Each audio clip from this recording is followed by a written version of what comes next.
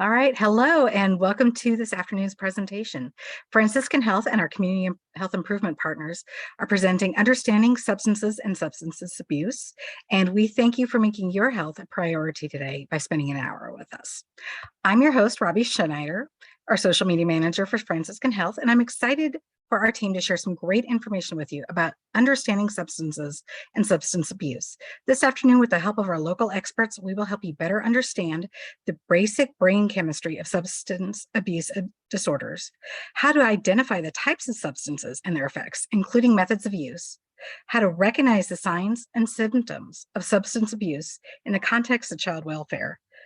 We'll discuss substance abuse disorders in a cultural context, learn how to identify treatment modalities in the continuum of care, and understand recovery processes, relapse prevention, and long-term recovery. But before we get started, I want to share a few housekeeping items with you. For this virtual event, our participants will be muted today. We ask that you remain muted to help us avoid background noise and interruptions during the program. If you have questions to ask the presenter during the presentation, please type them in the chat window, and we'll be answering your questions at the end of the webinar. Our administrator, Kirsten, is taking care of everything on the back end for us. So if you experience any technical issues, type them in the chat window and we'll work to resolve them as quickly as possible. And if you miss anything, no need to worry. We'll send out the recording of today's presentation to you in a follow-up email. So today I'd like to introduce our partners with the Beech Grove Comprehensive Drug-Free Coalition. Diana Hendricks is originally from Northwest Indiana and moved to Beech Grove in 2005. Her passion for community service and the well-being of our youth is what led her to organize the Beech Grove Comprehensive Drug-Free Coalition, a grassroots movement here in Indy that focuses on youth substance abuse prevention. Diana holds an Associate's in Business Administration from Robert Morris University in Chicago and a Bachelor of Science in Public Health from the University of Indianapolis. She's a certified community health educator through NCHC and earned a diploma of personal training through the exercise science program at Indiana University. Diana has over 20 years of program development experience and being an advocate for the health and well-being of individuals and communities through her business, Healthy Lifestyles, LLC, and other past work experiences. Diana is a member of South Emerson Church of God, the Beech Grove Faith-Based Roundtable, and Beech Grove Lions Club. In addition, she's a member of Eta Gamma, chapter of Psi Epsilon Kappa Fraternity, Community Anti-Drug Coalitions of America, and the Society for Public Health Education. Allison Muckerhide, our other presenter, graduated from the University of Indianapolis with a bachelor's degree in public health education promotion, with concentrations in applied public health and the Healthy Diploma. During this time, she was also inducted in the member of Epsilon Psi chapter of Eta Sigma Gamma, a health education honorary, and obtained her certified health education specialist credentials. Presently, Allison is working on her Master of Public Health, concentrating in social and behavioral sciences with a focus area in public health communications at IUPUI. Allison is working as project coordinator for the Beech Grove Comprehensive Drug-Free Coalition and is working as a health educator with Health Ed Pros. Recently, she also worked with COVID-19 efforts as a contract tracer in Marion County and at the Fairbanks School of Public Health. Her interests are in health education and health promotion and communication. Now, without further ado, please welcome Diana Hendricks and Allison Muckerhide.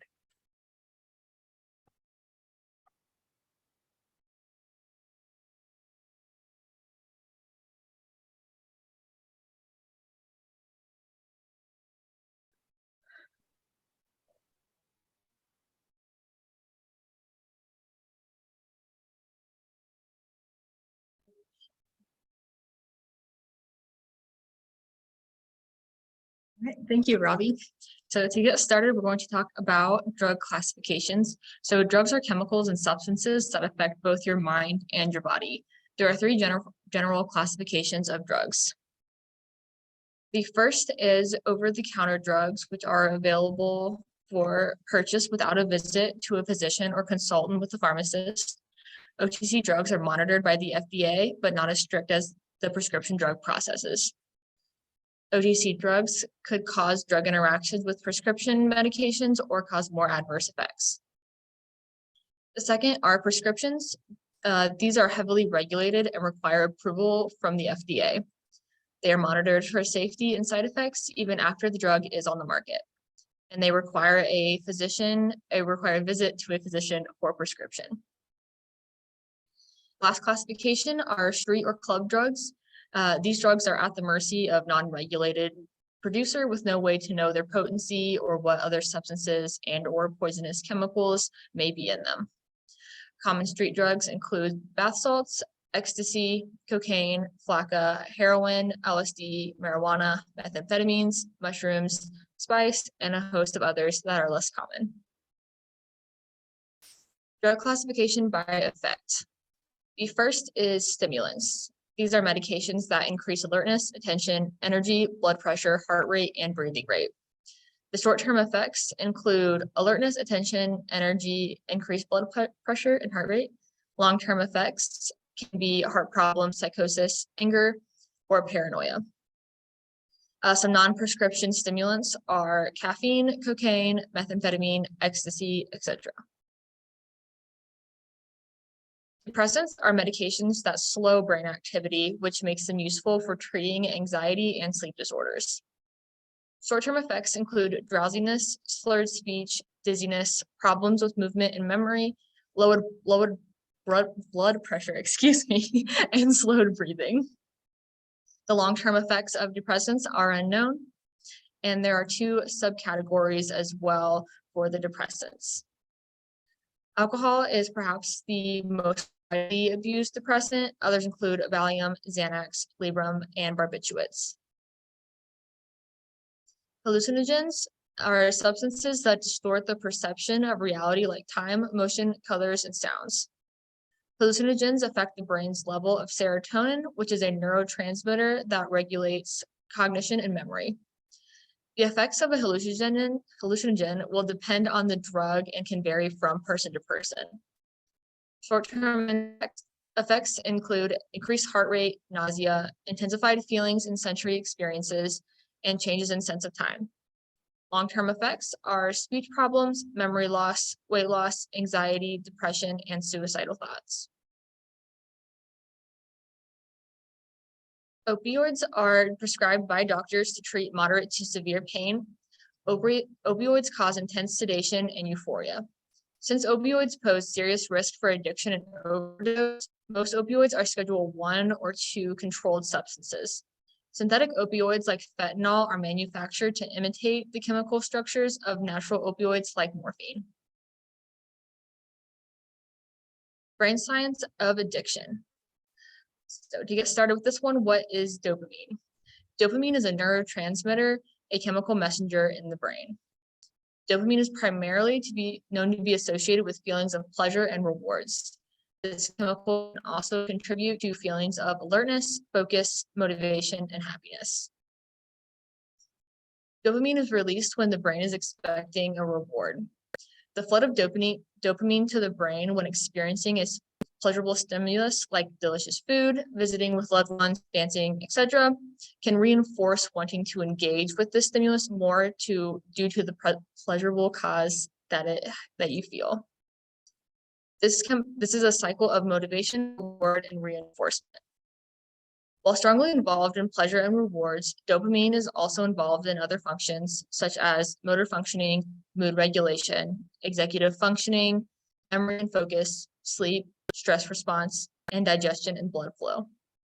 It is important to note that dopamine does not act in isolation, and it works with other neurotransmitters and hormones such as serotonin and adrenaline to perform a variety of functions. So how do substances affect the brain?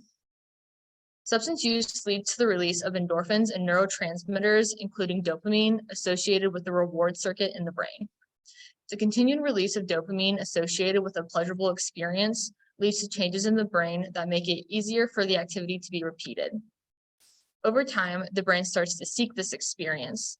Activities associated with the pleasurable experience can trigger cravings even after the substance use is stopped.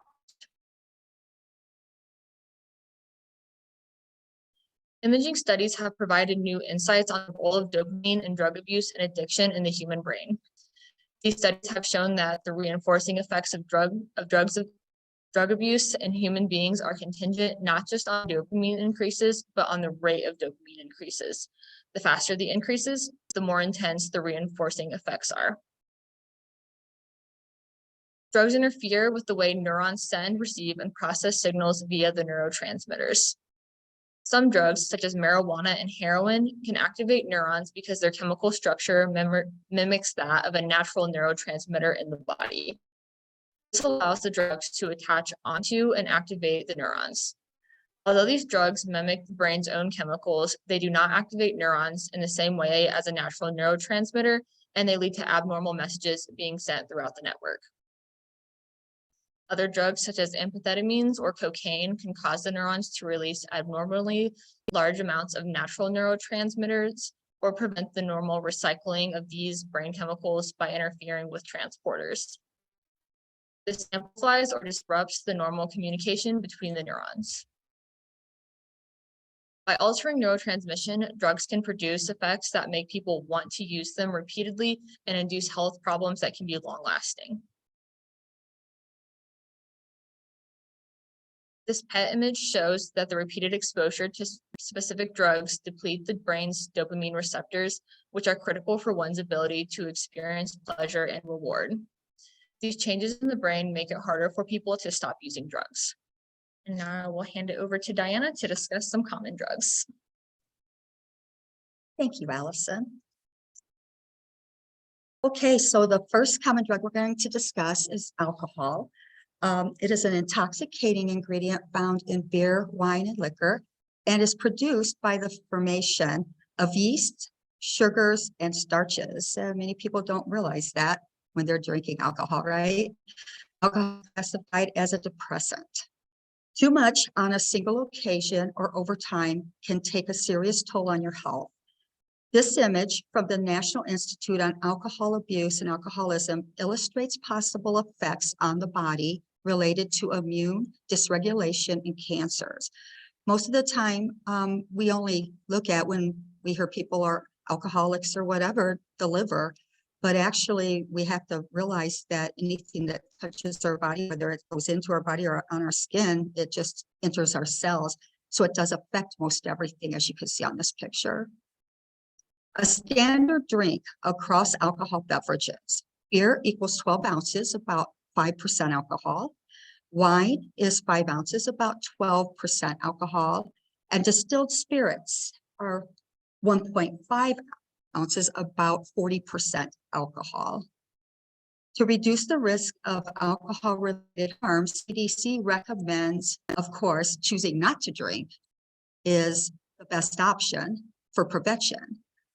But drinking in moderation on days when adults drink, consider the sizes that we just went over, the standard drink, 2 drinks or less in a day for men, and 1 drink in a day for women. So that might be that glass of wine for women that you have 1 in a day, or if you choose to have a shot of a harder liquor or maybe a can of beer. Alcohol is a drug that is absorbed into the bloodstream from the stomach and the small intestine. It is broken down the liver and then eliminated from the body. Nothing can speed up this process. I know we've seen movies in the past where basically it looks like they try to drink coffee, maybe take a shower or something like that. Nothing you can do can speed up the process. Alcohol is highly addictive. The short-term effects: reduced inhibitions, slurred speech, motor impairment, confusion, memory problems, and concentration problems. The long-term effects: development of alcohol use disorder, health problems, alcohol-associated organ damage, as you see on the picture on the slide, and increased risk of certain cancers.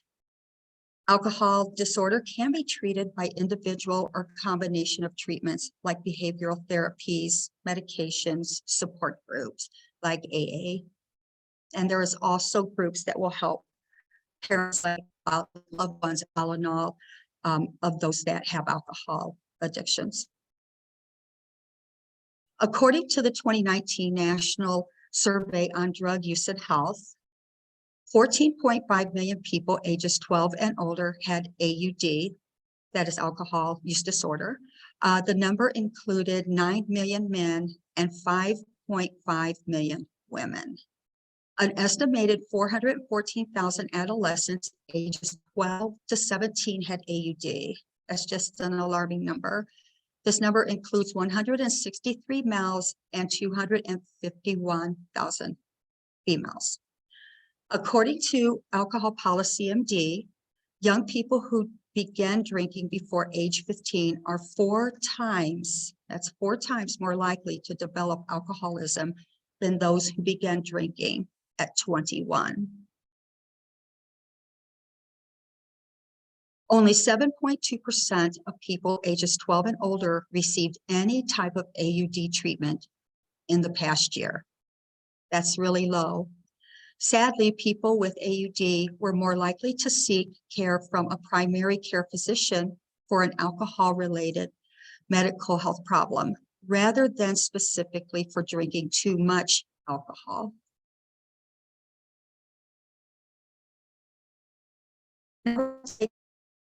Marijuana. Marijuana refers to the dried leaves, flowers, stems, and seeds from the cannabis sativa or indica plant. The plant contains the mind-altering chemical THC and other similar compounds. Marijuana acts as both depressant and stimulant.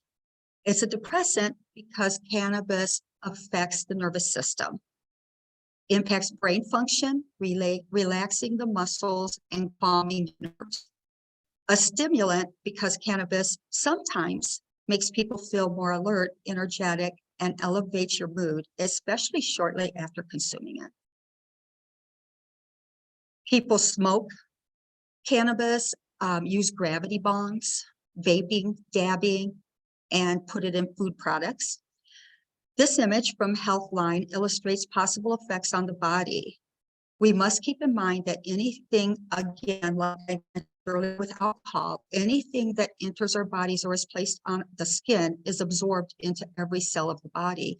So when people think of cannabis, they don't think of the body and how it affects the whole entire body, just that they get that high feeling.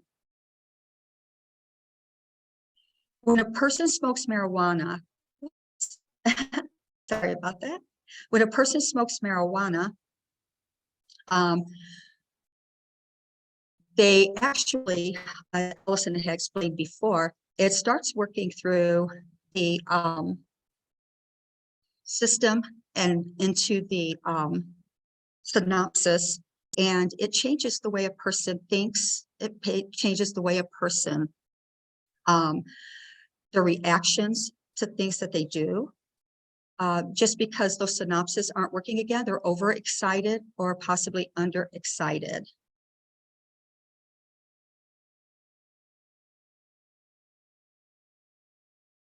Marijuana is very addictive. I know a lot of people think that that is not true, but it is. And at this point, there's still not enough studies done on it to be able to prove all of the side effects that come with marijuana. But we do know it is addictive, and we do know that there's a lot of psychosis that it causes in it, like paranoia.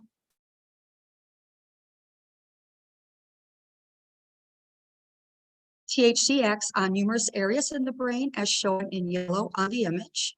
Short-term effects enhance sensory perception and euphoria, followed by drowsiness, relaxation, slowed reaction time, and problems with balance and coordination, as I mentioned a little bit ago.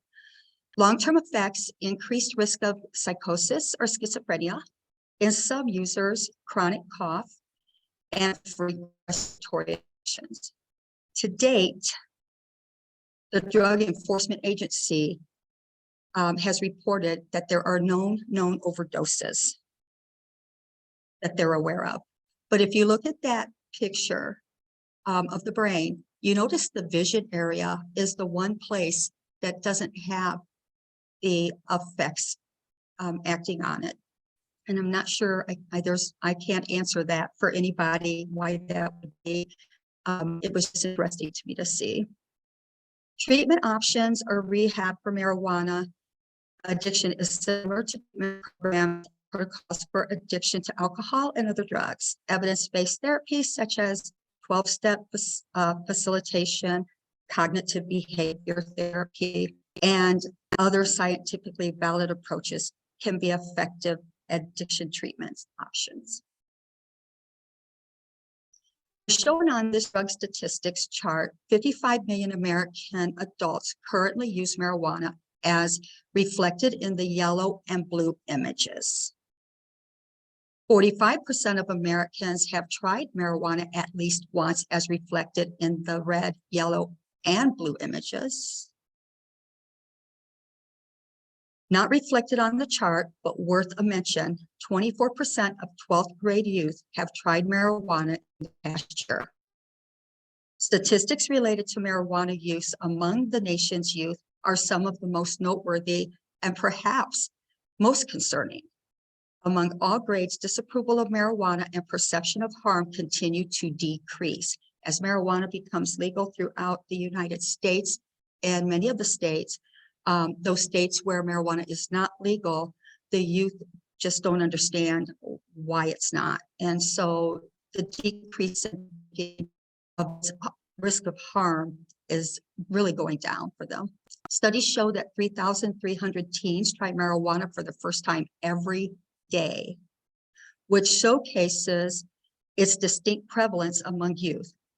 How does marijuana affect a person's life compared to those who don't use marijuana? Those who frequently use large amounts report the following: lower life satisfaction, poorer mental health, poor physical health, more relationship problems, less academic and career success. It is also linked to more job absences and accidents and injuries. In a recent study, researchers found that THC and CBD contents were the most important factor for optimizing symptom relief for a wide variety of health conditions. According to a Harvard Health blog, the most common use for medical marijuana in the United States is for pain control. While marijuana isn't strong enough for severe pain, like post-surgical pain or broken bones, it is quite effective for the chronic pain that plagues millions of Americans, especially as they age. Part of its allure is that it is clearly safer than opioids because it is impossible to overdose on and far less addictive. It can take the place of NSAIDs such as Advil or Aleve if people can't take them due to problems with their kidneys, ulcers, or GERD. In particular, marijuana appears to ease the pain of multiple sclerosis, and I'm sure a lot of people have already read about that, and nerve pain in general. This is an area where few other options exist, and those that do, such as Neurontin, Lyrica, or opiates, are highly sedating. Patients claim that marijuana allows them to resume their previous activities without feeling completely out of it and disengaged. Along these lines, marijuana is said to be a fantastic muscle relaxant, and people swear by its ability to lessen tremors in Parkinson's disease. I have also heard of its use quite successfully for fibromyalgia, endometriosis, interstitial cystitis, which is the chronic inflammation of the bladder, and most other conditions where the final common pathway is chronic pain. As with all remedies, claims of effectiveness should be critically evaluated and treated with caution. Again, it is not legal in Indiana, and due to its scheduling, it really has not been investigated enough. So you want to make sure definitely that you do critical evaluation on it if you're going to try the CBD oils. Okay, now we're looking at common drugs. Opioids are a class of drugs that include pain relievers available legally by prescription. They also include illegal drug heroin and synthetic opioids such as fentanyl. All opioids are chemically related and interact with opioid receptors on nerve cells in the body and brain, as Allison had explained earlier. Opioid pain relievers are generally safe when taken for a short time and as prescribed by a doctor, but because they produce euphoria in addition to pain relief, they can be misused. Regular use, even as prescribed by a doctor, can lead to dependence, and when misused, opioid pain relievers can lead to addiction, overdose incidents, and even worse, death.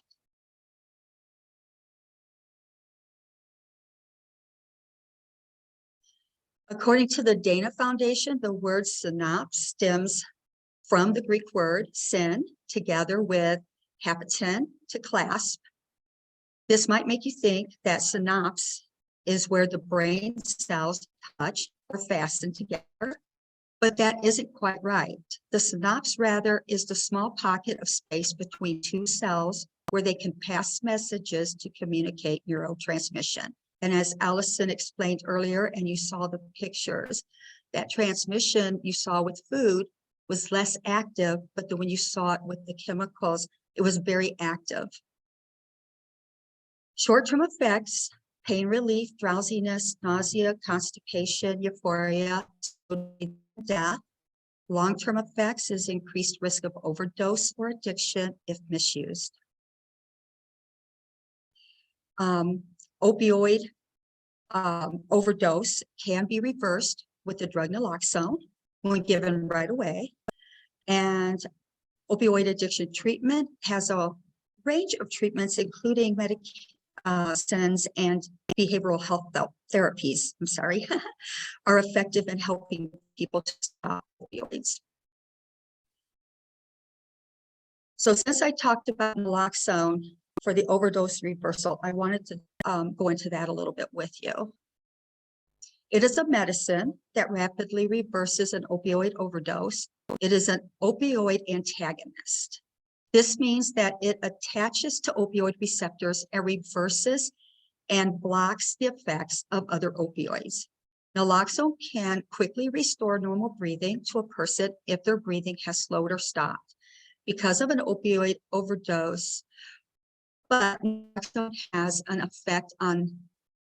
no effect on someone who does not have opioids in their system. And it is not a treatment for opioid use disorder either.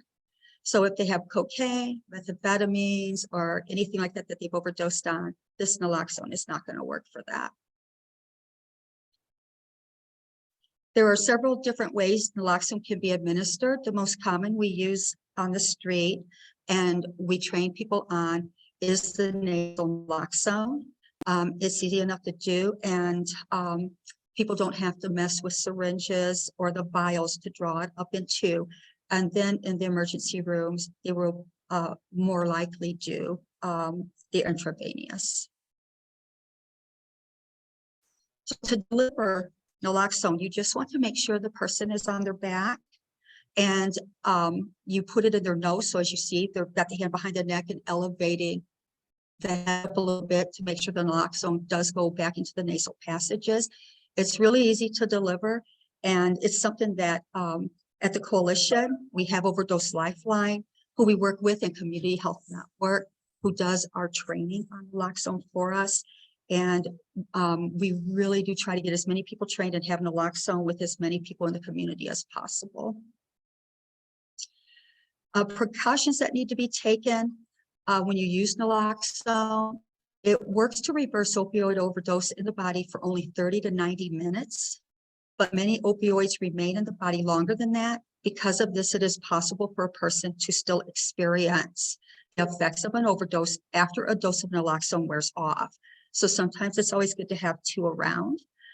Some opioids are stronger and might require multiple doses of naloxone at a time. Therefore, one of the most important steps to take is to call 911 immediately so the individual can receive medical attention from first responders before maybe that first dose of naloxone that you deliver is worn off.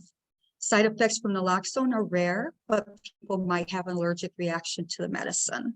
Overall, naloxone is safe medicine, but it only, again, I'll repeat, reverses an overdose in people with opioids in their system. and will not reverse overdose from any other drugs like cocaine or methamphetamine. Opioids, fentanyl. Fentanyl is a powerful synthetic opioid that is similar to morphine, but is 50 to 100 times more potent. It is a prescription drug that is also made and used illegally like morphine. It is a medicine that is typically used to treat patients with severe pain, especially after surgery. It is also sometimes used to treat patients with chronic pain who are physically tolerant to other opioids. Tolerance occurs when you need a higher and or more frequent amount of a drug to get the desired effects. And that happens sometimes from long time use or even overuse. When prescribed by a doctor, fentanyl can be given as a shot, a patch that is put on the person's skin, or as lozenges that are sucked like cough drops. The illegally used fentanyl, most often associated with recent overdoses, is made in labs that are not, of course, legal labs. The synthetic fentanyl is sold illegally as a powder, dropped onto blotter paper, put in eyedroppers and nasal sprays, or made into pills that look like other prescription opioids. Some drug dealers are mixing fentanyl with other drugs such as heroin, cocaine, methamphetamine, and MDMA, which, if you don't know what that is, that's ecstasy. This is because it takes very little to produce a high with fentanyl, making it a cheaper option than heroin. This is especially risky when people taking drugs don't realize they might contain fentanyl as a cheap but dangerous addictive. Like heroin, morphine, and other opioid drugs, fentanyl works by binding to the body's opioid receptors, which are found in areas of the brain that control pain and emotions. Short-term effects are pain relief, drowsiness, nausea, constipation, euphoria, slowed breathing, and possibly death if overused, if used too much, more than your prescription. Long-term effects increase risk of overdose or addiction if misused. As mentioned above, drug dealers mix the cheaper fentanyl with other drugs like heroin, cocaine, MDMA, and methamphetamine to increase their profits, making it often difficult to know which drug is causing the overdose. So if it's been mixed and they're overdosing, we can give naloxone. But if it's not the heroin derivative, the fentanyl, that is causing the overdose, then there isn't much that we can do to help them. First responders would need to be able to take that over for us. Counseling and behavioral therapies for addiction to opioids like fentanyl can help people modify their attitudes and behaviors related to drug use, increase healthy lifestyles and healthy skills, and help them stick with their medications. Some examples include cognitive behavioral therapy, contingency management,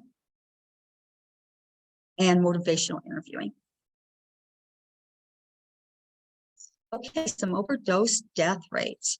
According to the National Center for Health and Health Statistics, nearly 92,000 persons in the U.S. died from drug-involved overdoses in 2020, including illicit drugs and prescription opioids.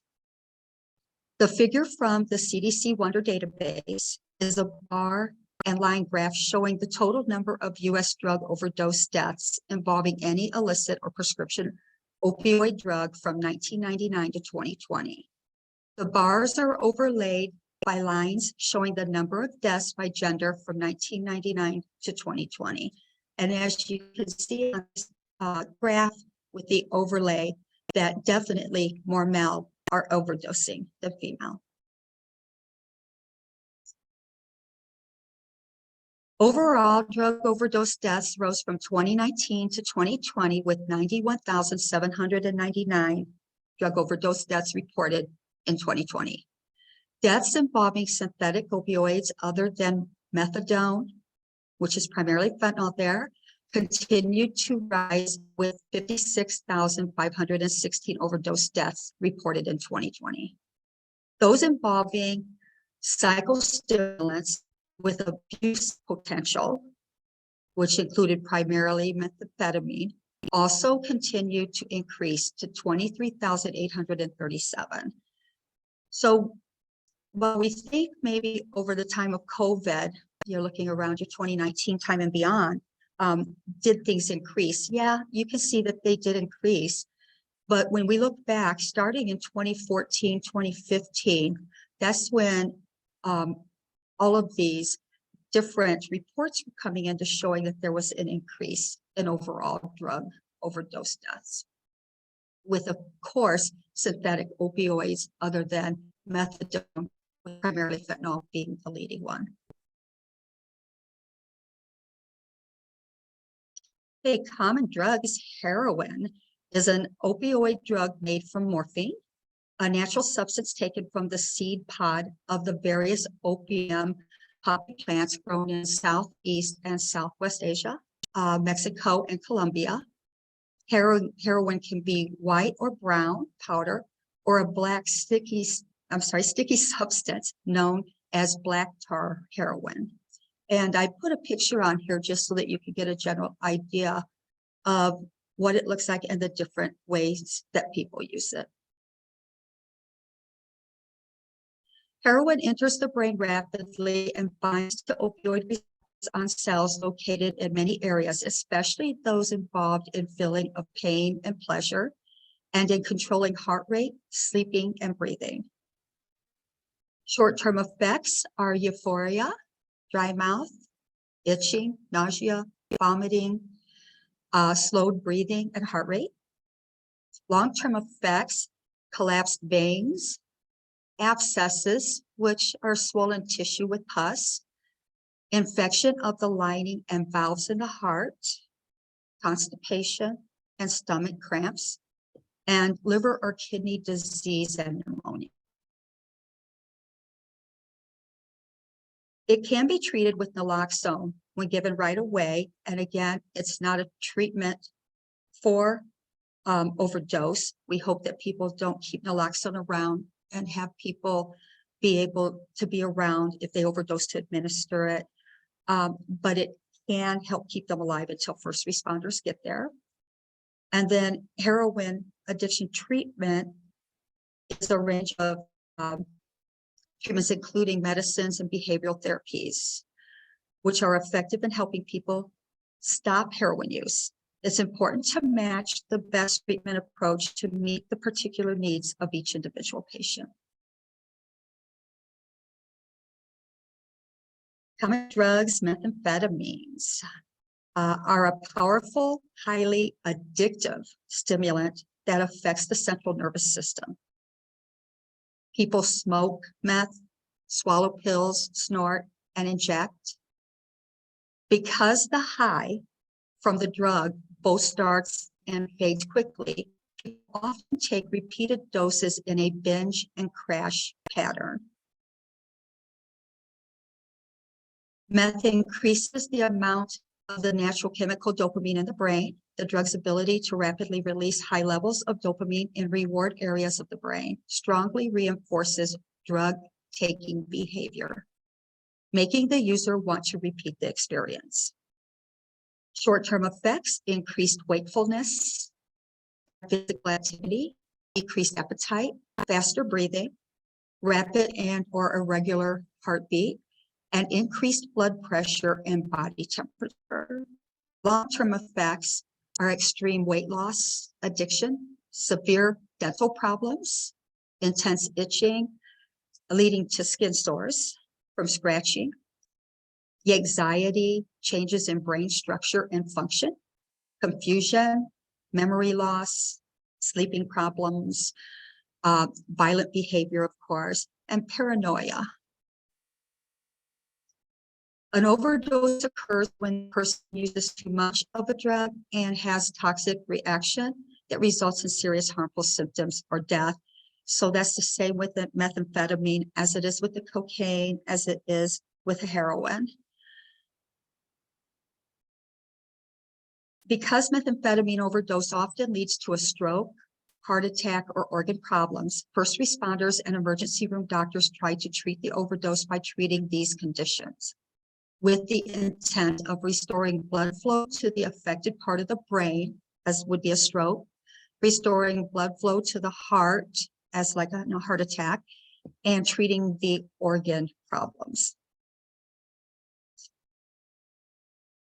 The most effective treatment for methamphetamine addiction so far are behavioral therapies such as cognitive behavioral therapy or motivational incentives. Now, cocaine is it is a powerfully addictive stimulant drug made from the leaves of the cocoa plant native to South America.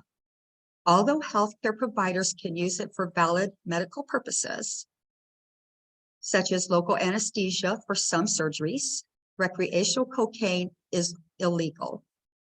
As a street drug, cocaine looks like a fine white crystal powder, which I also included a picture for you to see on the screen. People snort cocaine powder through the nose or they rub it into their gums. Others dissolve the powder and inject it into the bloodstream. Some people inject a combination of cocaine and heroin called a speedball. Cocaine increases levels of the natural chemical messenger dopamine, again, as we've been talking about all along, in brain circuits related to the control of movement and reward. Cocaine is highly addictive, just like methamphetamine. Short-term effects, extreme happiness and energy, mental alertness, hypersensitivity to sight, sound, and touch, irritability, and paranoia. Long-term effects from snorting it, loss of smell, nosebleeds, frequent runny nose and problems with swallowing, smoking it, cough, asthma, respiratory distress, and higher risk of infections like pneumonia. Needle injection, higher risk for contracting HIV and hepatitis C and other bloodborne diseases. This is why the needle exchange program is important in the communities. Whether we do agree with that or not, it does help in the prevention of HIV and hepatitis C. Because cocaine overdose often leads to a heart attack, stroke, or seizure, first responders and emergency room doctors try to treat the overdose by treating these conditions with the intent of restoring blood, just like what they do with methamphetamine. Behavioral therapy can be used to treat cocaine addiction. And again, those examples are cognitive behavioral therapy, therapeutic communities, which are support groups, and community-based recovery programs. That concludes my part of the presentation in talking about the drugs with you, and I'm going to turn it back over to Allison, and she's going to discuss treatment, recovery, and aftercare. Thank you, Dana. So when does substance use begin? Substance use disorder can have a profound influence on the lives of people and their families, particularly children. A report on children living with parents who have SUD indicate that about 1 in 8 children in the United States age 17 or younger were residing in the homes with at least one parent who had an SUD. The rate of 1 in 8 children having at least one parent with an SUD was consistent across 4 age groups ranging from 0 to 3 years, 4 to 6 years, 7 to 11 years, and adolescents age 12 through 17. Although many children living in households with a substance using parent will not experience any abuse or neglect, they are at an increased risk for child maltreatment and child welfare involvement as compared to other children. The life of a person with substance use disorder is often out of balance, and the negative effects of the misuse can have an emotional impact on his or her family and friends. So some of the domains that it affects are child development, household safety, psychosocial impact, and parenting skills, and intergenerational trauma and mental health problems. Overview of the treatment process. When child welfare workers have concern that a parent may have a substance use disorder, they will need to refer the parent to a substance use disorder treatment program. These steps provide a general overview of the treatment process from assessment through ongoing support.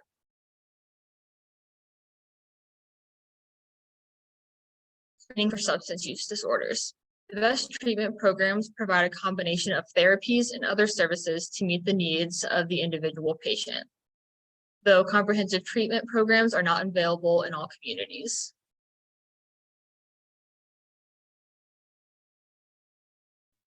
Services parents in treatment may need.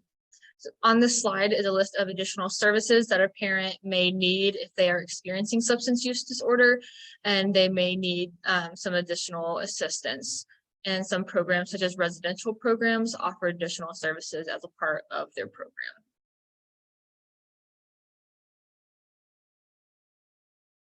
The family-centered approach. So this is the family-centered approach model, and it discusses parents' treatment with family involvement, parents' treatment with the child present, parents and children's services, family services, and family-centered treatment.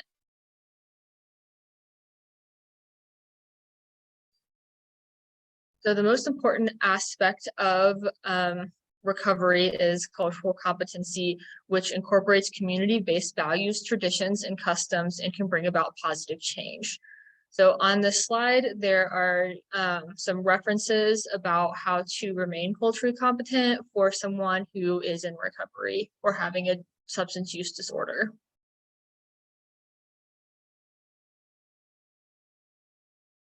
Is recovery?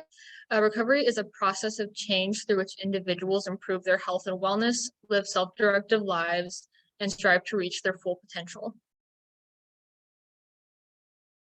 A family focus. When serving a family holistically, the focus is on the parent's recovery, the child's well-being, and the family recovery and well-being as a whole, as demonstrated on the dots on the screen.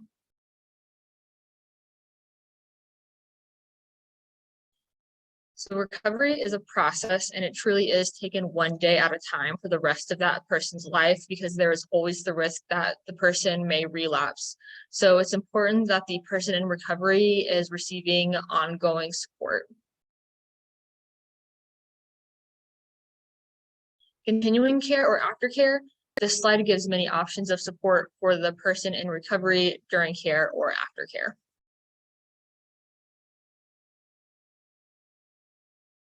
And that concludes our presentation. Are there any questions?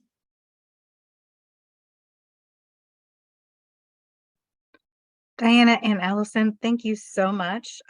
Certainly learned a lot, and I'm going to have to come back and watch the recording because there was just so much information in here. So I appreciate all of your time today.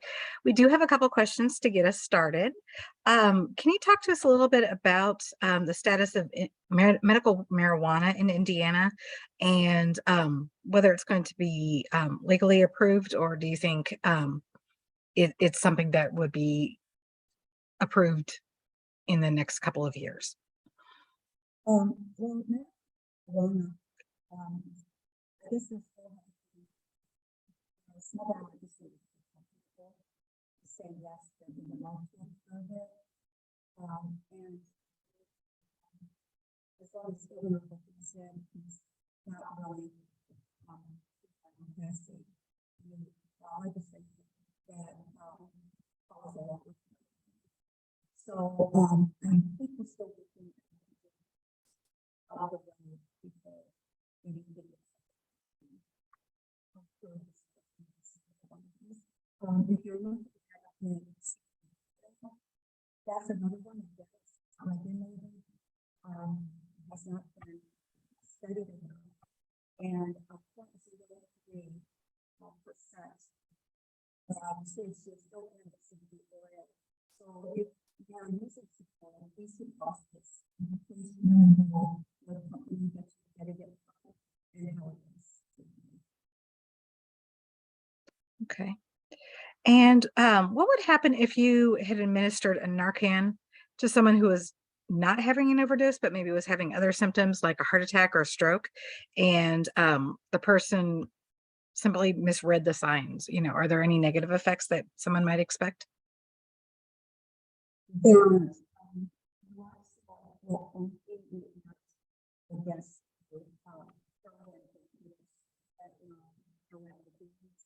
and if they're having a heart stroke, it's red, it's not going to harm them. Okay. All righty. Well, I just want to thank you, Diana and Allison with the Beech Grove